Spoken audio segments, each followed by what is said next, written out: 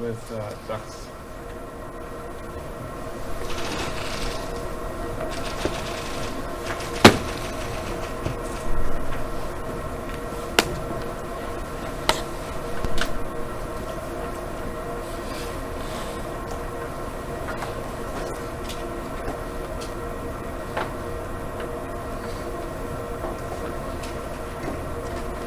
And then somewhere in the building you have the mechanical room. So here is your boiler, for example, to heat the air up. Okay, so we talked about benefits of either one of these options. So if I can make it go away. So we said the local option provides automated zoning. Zoning means you can customize temperature to the room you're in.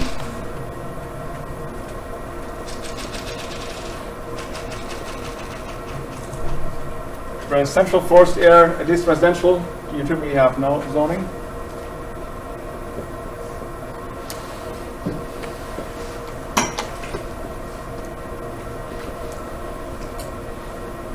In office buildings, you do have zoning with the central solution. And then we talked about other properties of these systems. So another was the efficiency. So if you have a smaller system like this one, you have to put everything more tightly together, and you cannot select the best and most efficient components. So these smaller units are typically less efficient, have a smaller efficiency rating than a bigger system like this. So we have a smaller device efficiency. Maybe I have a larger device efficiency.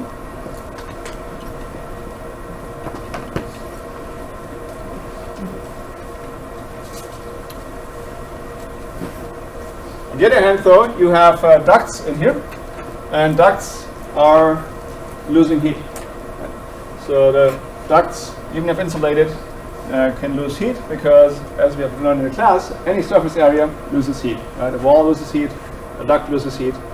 So the more ducts you have, the more heat you lose in the process. So that's so you have no ducts.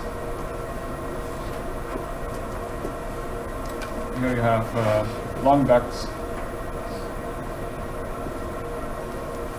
So you could lose some heat in the process. You also may have duct leaks. One thing I found recently looking through an attic was there was a duct round pipe connecting the heating system with the pipes going to the rooms. Turns out the pipe had broken apart. So there was one pipe was sticking out about halfway above the other pipe. So like this. So previously this was all together. At some point that pipe is detached and broke apart. That's in the attic. So in the attic you don't really care about the space being conditioned. So of course all that air now coming out of this pipe, half the air will just disappear in the attic.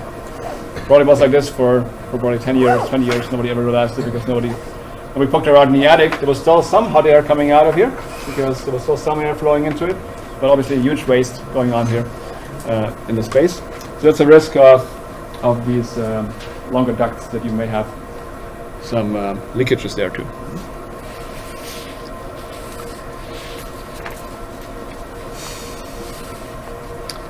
Okay. And then the smaller device, you also typically have less maintenance. Those are package systems as opposed to be maintenance free.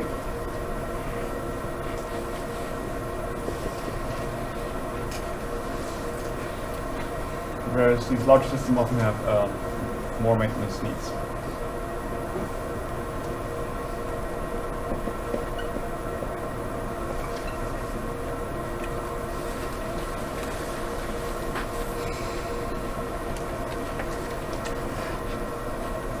Of course, if you have 100 of little ones, then that balance will tilt again. So that's always a trade-off. So we should qualify here this maintenance per device. But if you have one building, if you have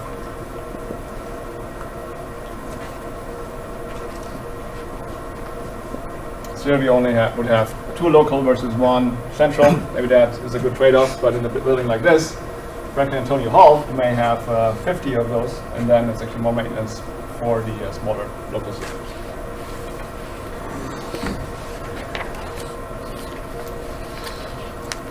Okay, so let's talk some more about the efficiencies, the device efficiencies.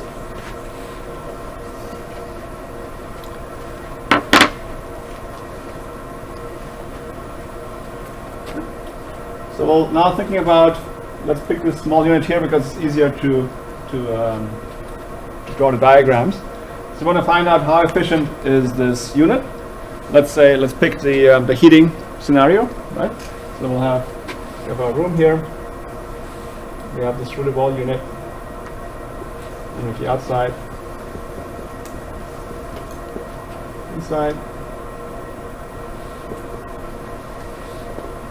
Okay, so how would you define the efficiency of this heating system?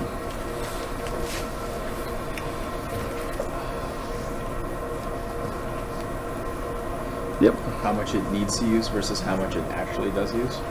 Okay, how much it needs to use. Or maybe that's the wrong order of the fraction. Yeah, so it's wrong. Yeah. How much it actually uses. Use versus needed use. Yeah, that's one. Don't write it down yet. That's one way to quantify efficiency. Actual use. How would you define that in this case? What's the actual use of it? Q. Q. So it's the heat that goes in, right? That's what we want to achieve. Efficiency is always what we want to achieve versus how much we put in, right? If you get an A grade in this course without submitting any homework, just because your exams are stellar, then you can have high efficiency. With 1 week of studying, you pass the course, right? Great efficiency. So what you get out of the device versus what you put in. So what we get out is the heat. You wanted to heat the room, so that's so we shouldn't call this actual use, but probably the useful heat provided.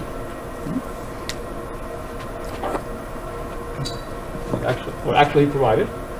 Actual heat provided.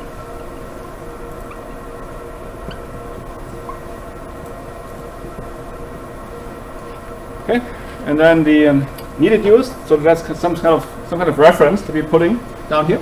Okay. So what's the right reference for the efficiency there? Isn't efficiency usually like actual heat produced over how much it draws from the wall? How much power it takes from the, like the power going in, optimally be the amount of power coming back out if there's losses and all that stuff. Yeah.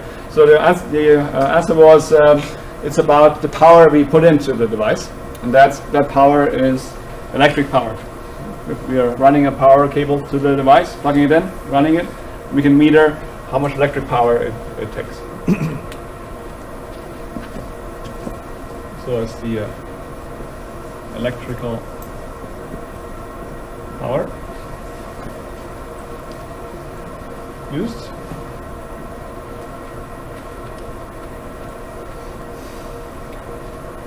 Oops.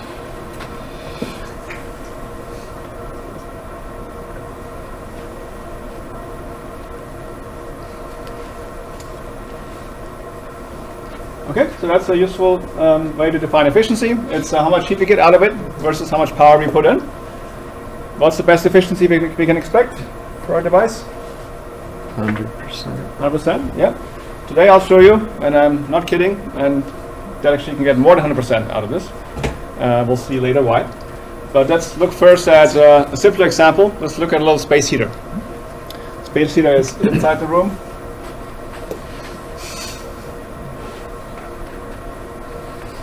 Space heater.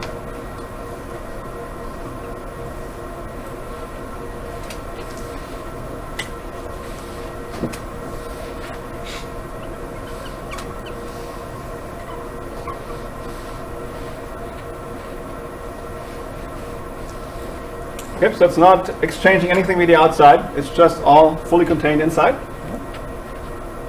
So let's draw a control volume. We don't care about the space heater itself.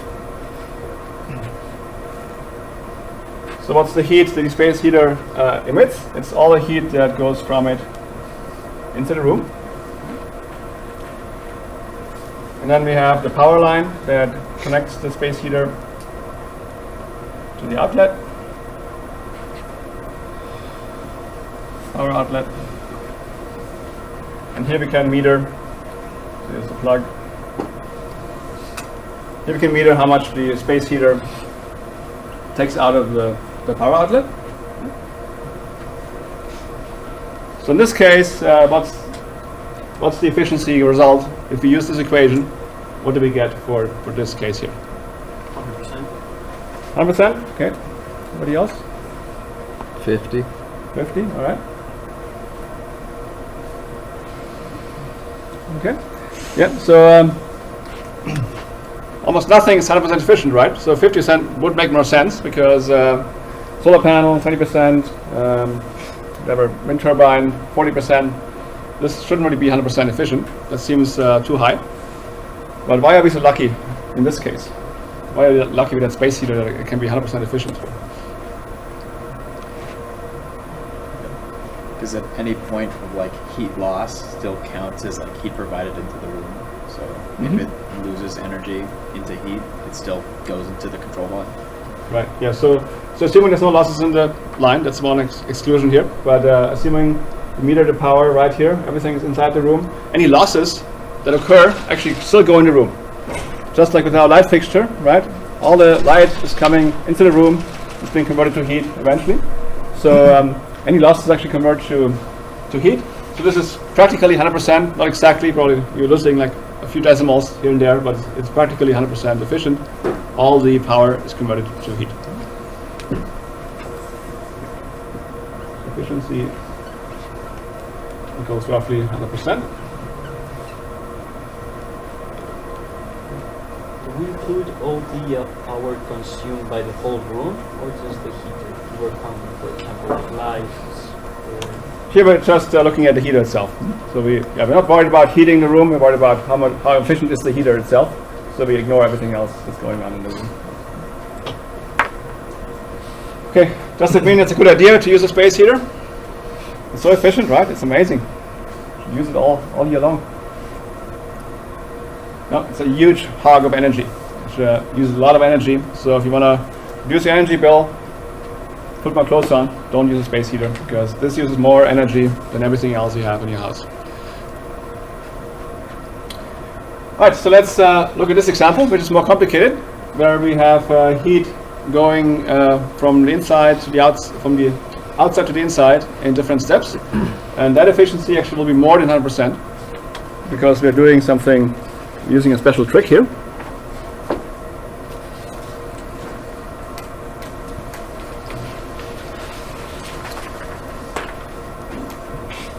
Let's go back to analyze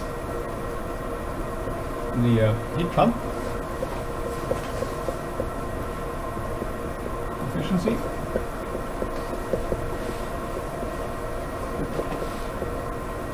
Or goes through the wall device.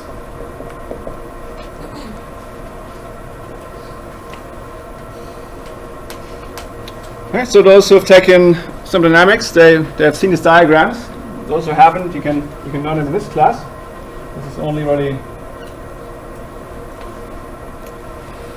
one type of drawing, just the arrows change in different directions.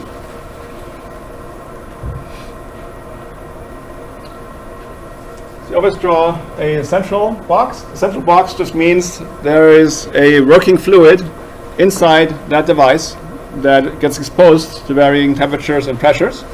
You don't really have to worry about that too much in this class, but what exactly is going on there. We just know it's a working fluid. What you're most familiar with in that context is for refrigerators.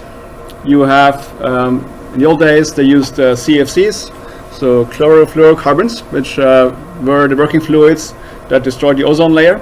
And so in the late 90s, CFCs were outlawed, so all the refrigerators had to change to a different working fluid. So the working fluid is some crazy chemical substance that's it's not water, it's not oil, it's not air. It's something that's designed to be very specifically engineered for specific pressures and temperatures that occur in the back of the refrigerator. So that's called the thermodynamic cycle with a working fluid.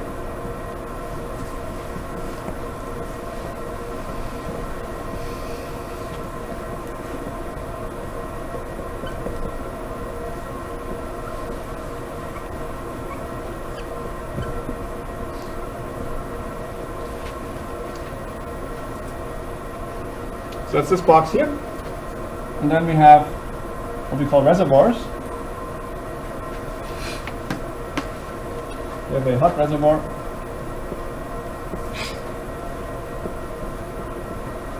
And a cold reservoir.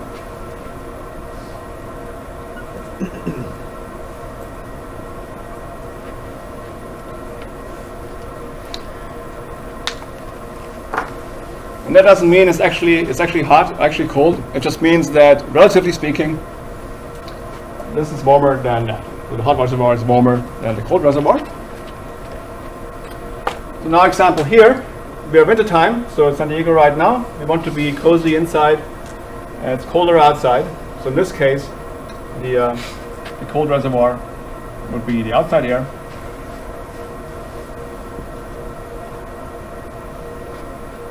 And the hot reservoir would be, would be the room.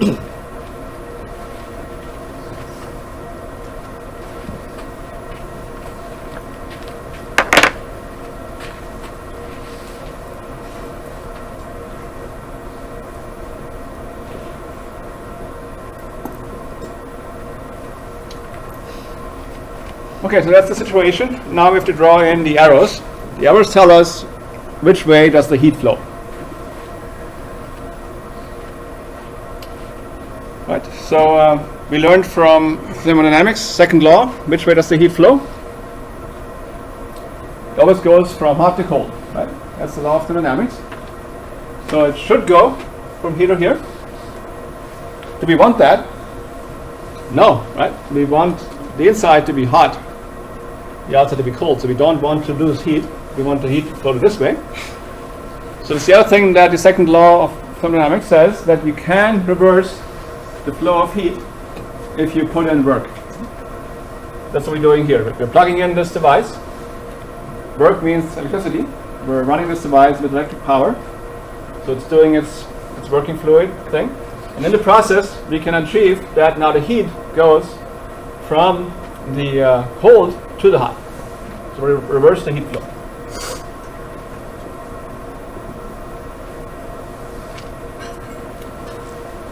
So using electric power,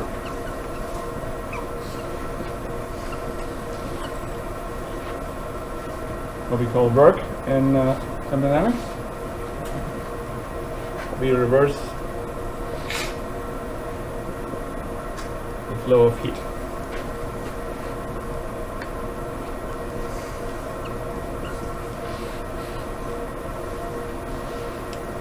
Same as your fridge. Right, your fridge, what does that fridge do?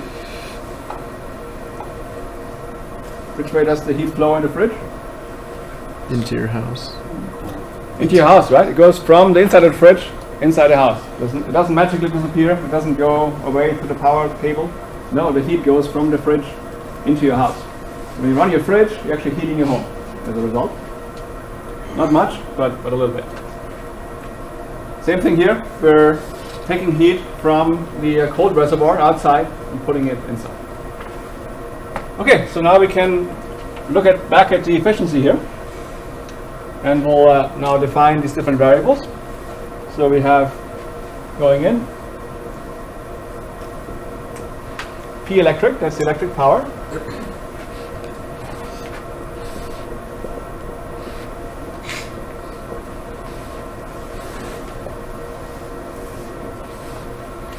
Then we have the heat flows. We have the QH.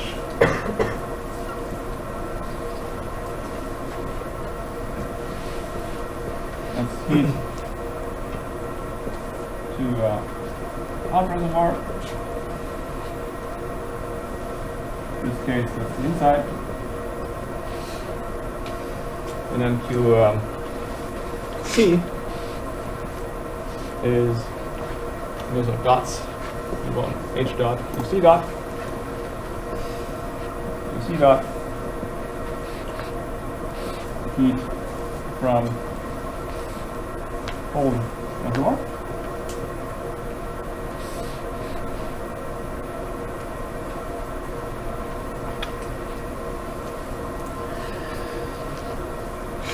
Alright, so let's go back to the efficiency equation.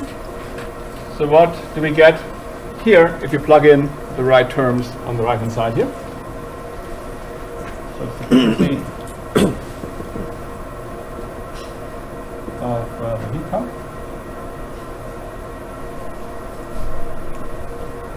The heat pump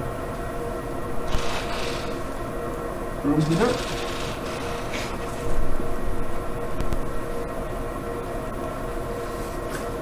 We define that, we now name it differently. It's not called efficiency, it's called the coefficient of performance.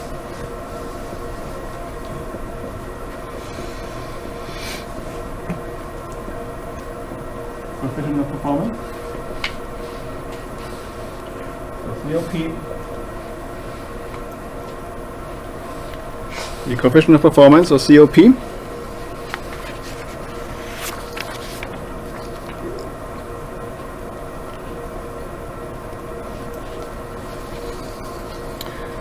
So what terms do you now plug into our equation?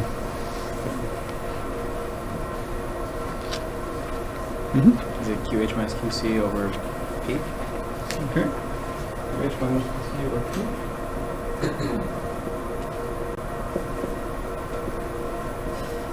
Anybody else? I would say just QH over PL, because you don't really care about what's happening outside, like your climate control area. Yeah. Yeah. So it's we just care about how much do we get into the room.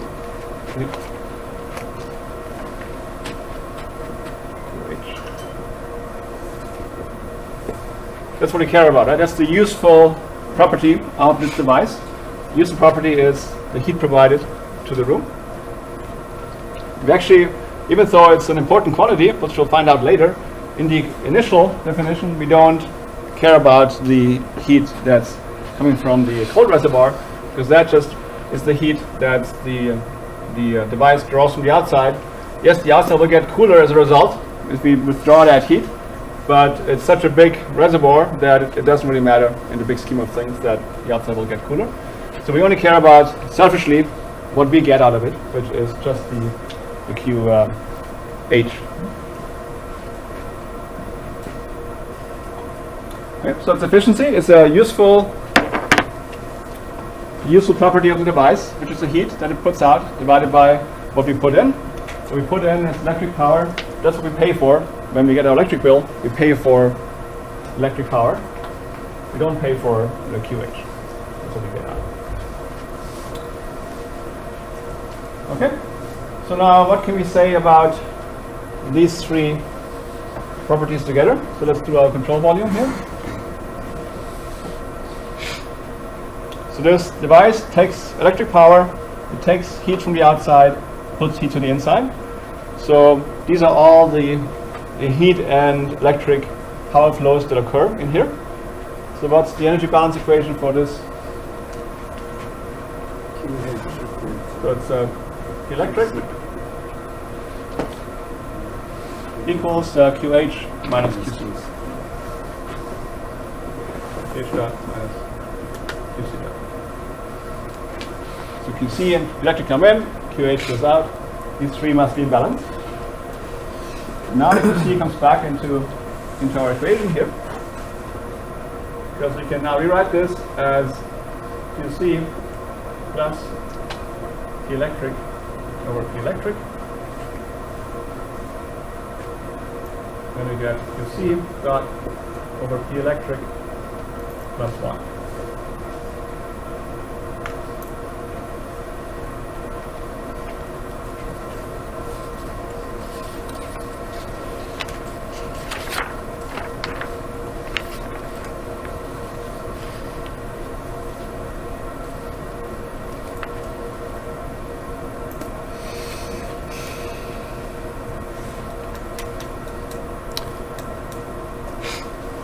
Yeah. Is there a point when a heat pump stops working because the outside temperature is colder than the refrigerant that it's causing? Yeah. So it's we won't discuss that here, but in very cold climates, that principle breaks down at some point, and so you have to stop using it. So does that mean that it gets less efficient the colder it gets outside? Yeah, exactly. Yeah, and that we'll discuss also in this course. So the larger the delta T is, the less efficient heat pump becomes. Yeah, so I lived in Germany for a few months, a couple years ago, and I used the heat pump until about November or so. Then became too cold. I switched to oil-fired furnace heating because the heat pump becomes too inefficient at that point. But we'll discuss that later in this course or in this class or next week. Sorry, on Wednesday. Yeah, so now let's get back to numbers. Right here we had said this is 100% efficient. That's great. Now, how efficient is this? Is this 200% or 50%? How large is it? How large is this number here?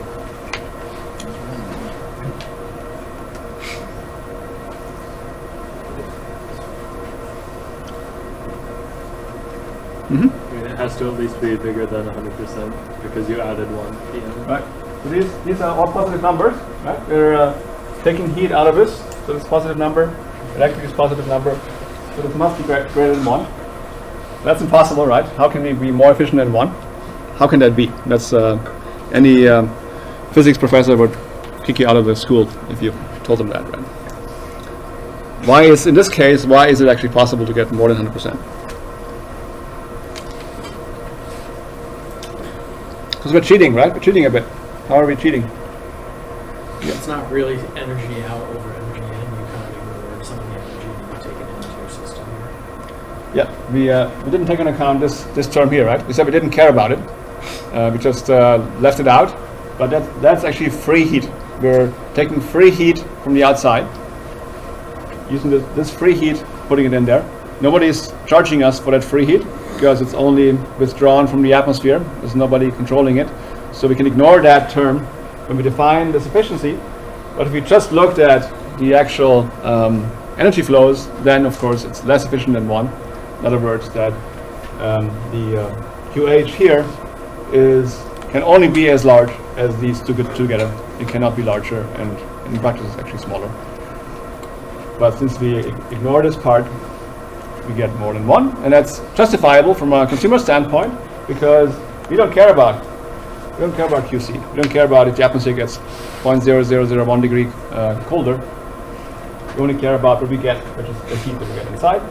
And so it's beautiful because now we as consumers benefit by using this heater. And now I can tell you the numbers. This is on the order of 2 to 4. So you can be 200 times to 400% efficient with a heat pump heater versus a space heater. And as a result, how much do you save? Well, it costs you half or a quarter or a fifth to operate a heat pump heater compared to a space heater.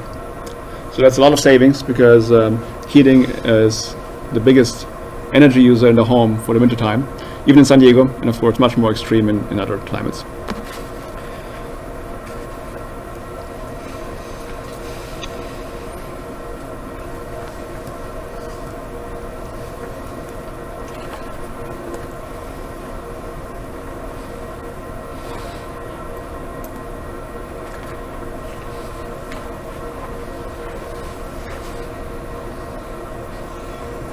Okay, so right now, if you own a home, which is unlikely, I know, but if your parents own a home, you can get a rebate from the government, a tax credit, if you put in a heat pump heater and replace your old, what's called a resistance heater. So it's not just the space heaters that are bad, but space heaters are always resistance heaters, which are always 100% efficient. But also many of these devices actually also use resistance heaters and not heat pump heaters. So if you buy a new machine, then you look, is it a resistance heating or is it a heat pump heating? And only if it says heat pump, only then will you get this humongous benefit in your efficiency. If it doesn't say heat pump, then it's just a wire that uses electric power to generate heat without this heat pump concept. Okay, let's look at the summer case, which is very similar.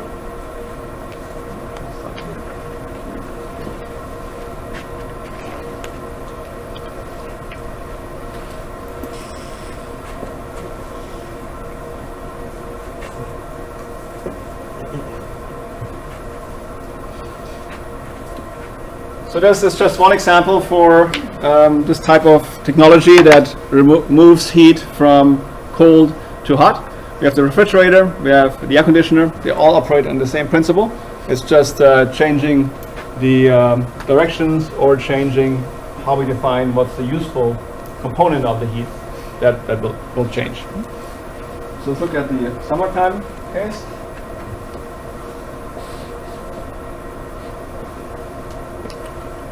So you will not get a tax credit for an air conditioner because air conditioners always work like this.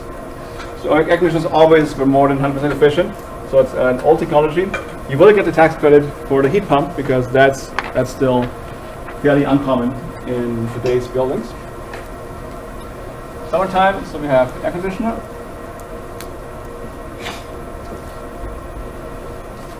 Okay, so we have the same physical setup. We have our little box here. Then we have here a reservoir. And then we have the outside reservoir.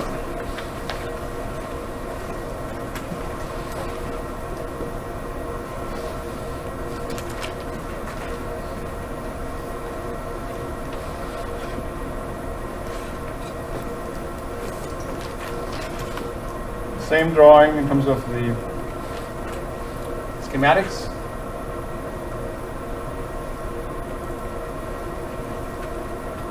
Okay, so now we have summertime, so it's outside it's warm, inside it's cold, right, on the air conditioned space. So how would we define the hot and cold reservoir? And which ways do the arrows now go in terms of the heat flow in this situation?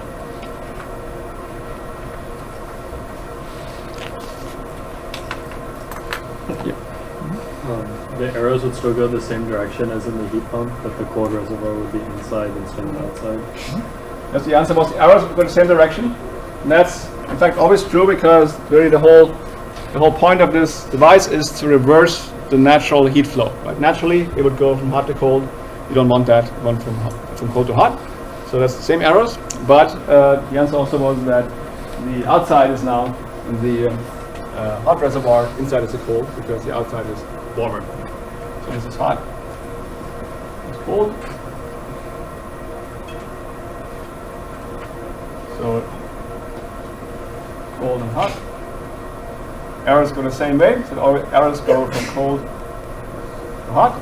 We still need to plug in the air conditioner. So we still have electric power. The electric. Sorry, no dot here. Too hot and too cold.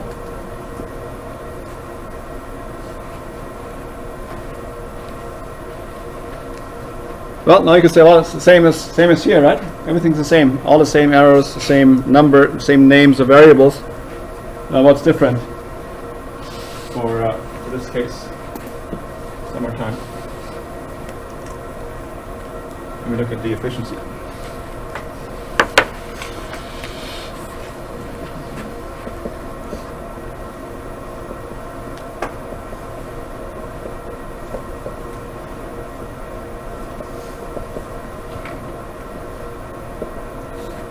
Again, we use the COP acronym, coefficient of performance, which is like an efficiency, but it's larger than 1.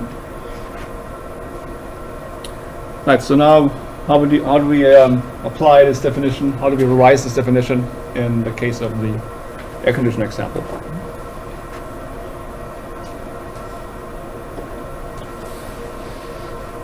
Yep. Did now QC overfeel like Let's see, now right. Now QC. What do we want, right? We want to cool the cold area.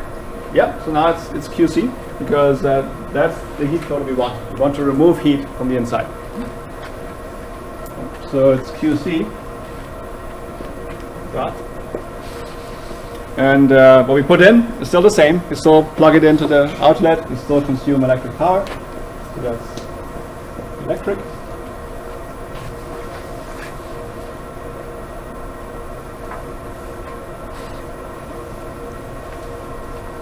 Okay, let's do our balance again.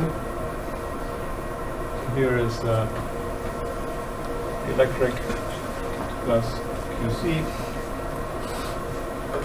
dot equals QH dot.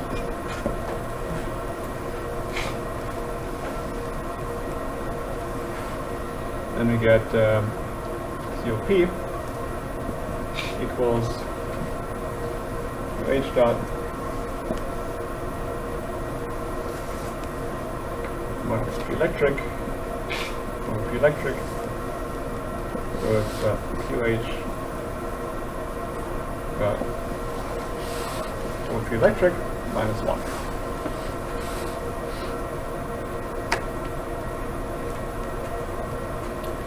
Okay, so here it's not obvious if this is larger or less than 1, but we can tell that P electric, so QH dot is larger than P electric, because we add QC here. So this is ratio larger than 1. So that means that this quantity is definitely larger than 0, which it should be. But we can't tell as obviously as over there that it's larger than 1. But I'm still telling you this is also larger than 1.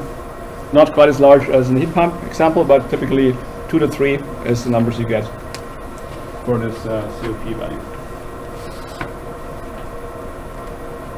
So that's great news. It means if you use an air conditioner in summertime, you have no other option because only an air conditioner can cool your building. If you use an air conditioner, then again you're getting double the heat benefit compared to what you pay for in terms of your electric bill, because this multiplies the effect that you get from the electric power.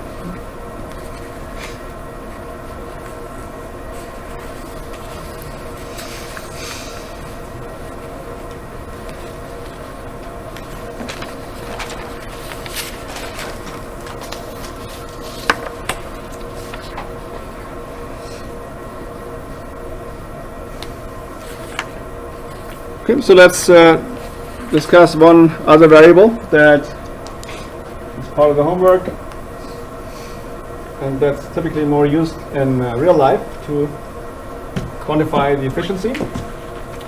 So unfortunately, if you go to the spec sheet for your air conditioner or for your heat pump, you will actually not find the COP typically. It will give you something else, and that's called the energy efficiency ratio.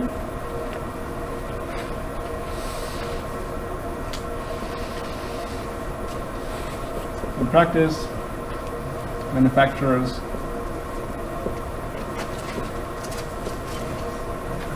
do not list the COP, but the energy efficiency ratio.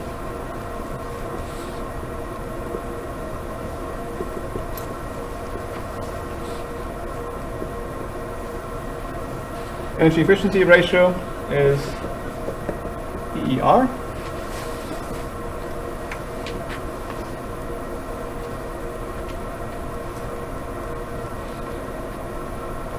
That's defined as the COP times 3.4 BTU per kilowatt hour.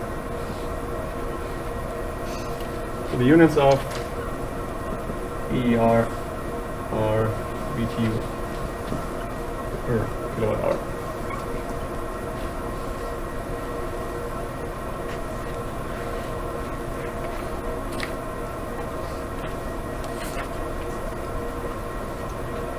Okay, COP had no units. It was BTU over BTU or kilowatt over kilowatt. But as we know, we have the imperial system in the United States, which means that people want to really know what is this number. They want to know, if I put in 1 kilowatt hour of electric power, how many BTUs do I get out of this device? So for the heat pump example, you put in 1 kilowatt hour of electric power, and heat pump may have an EER of 14. That means you get 14 BTUs of heat out of this heat pump for 1 kilowatt hour of electric power you put in. So that's a useful number for these practical calculations because we're dealing with BTU units for any heating or cooling applications. Yep, so now with this, you will find every air conditioner will have that, every heat pump will have that. So you can now look at the spec sheet and you can see that efficiency of one device is less or more than another device. And then you make your decision based on how much more it costs versus how much more efficient it is. And then you can figure out, will you save money with this more expensive device that's more efficient because you'll save energy over time. So that number, that's prescribed by building codes also. So, and that's prescribed by Energy Star ratings. So if you have a highly efficient machine, then the EPA will list it on the website. You can look up what's the most efficient device out there, and then you can make your decision based on those metrics. Of course, whether you get the money back all depends on how much you use it, right? So if you never heat your home, then it doesn't matter if you have a heat pump heater. You'll never make the money back. But if you do heat your home, then it may take 1 year or 3 years or 5 years, depending on how often you use it, to make the money back because you save money on your electric bill.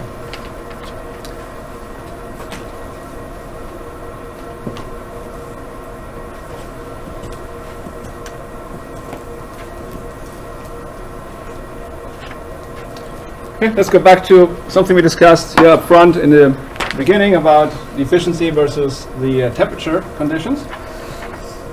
So we always have the heat coming from the cold reservoir through this cycle and then to the hot reservoir.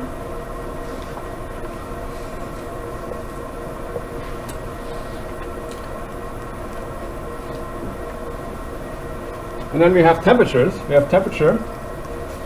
Let's look at the case of the heat pump. Heat pump, we had, well, this was the outside. This was the inside. For the heat pump.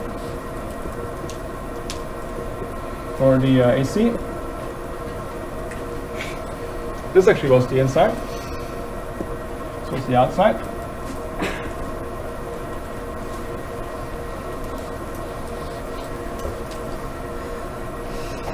Now it turns out that the COP is a function of this delta T. Delta T is T hot minus T cold. T cold, T hot.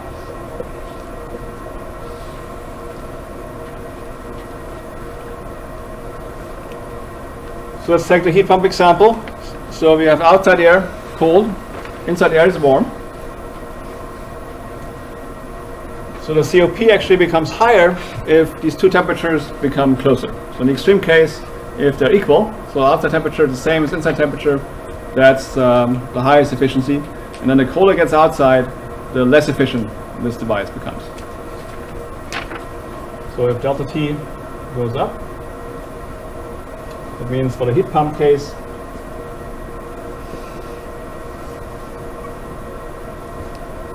it means that the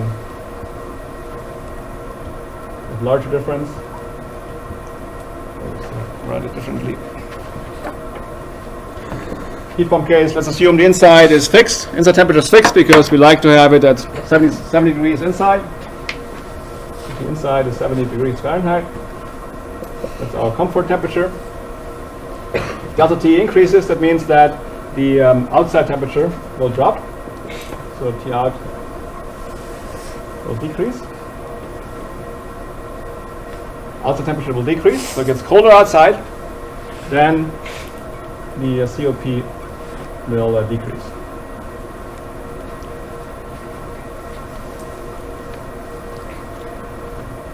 Don't need to understand why. The reason why is part of the thermodynamic cycle. Don't need to understand that. We just need to understand that unfortunately, the more we need the heat, the colder it gets outside. Unfortunately, this device becomes less efficient with colder temperatures. Still, it's going to be larger than 1. But it may not be much larger than 1 once we get to very extreme conditions. And that's why, like you said in the beginning, you actually cannot use heat pumps in very cold climates anymore because low efficiency, and also some practical issues with the actual cycle no longer working properly. So, but in San Diego, it's perfect. San Diego is the perfect city for heat pumps because it's always fairly warm outside. We rarely have a big difference in 70 degrees outside. Right, the coldest it gets is like 50 degrees. So that's a small delta T. But in Alaska, it gets minus 20 degrees, and then you have a 90 degree delta T. So that's a big difference in that big spread. So heat pumps are less suitable for cold climates. Less suitable for very cold climates.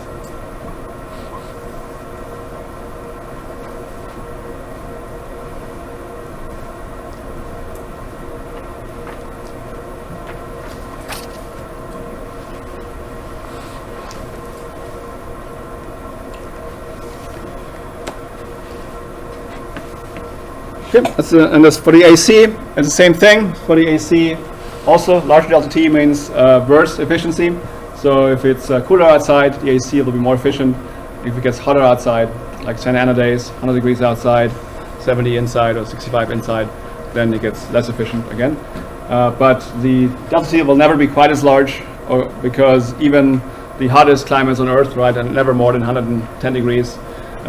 So your delta T will never be quite as large. That's why ACs pretty much work everywhere.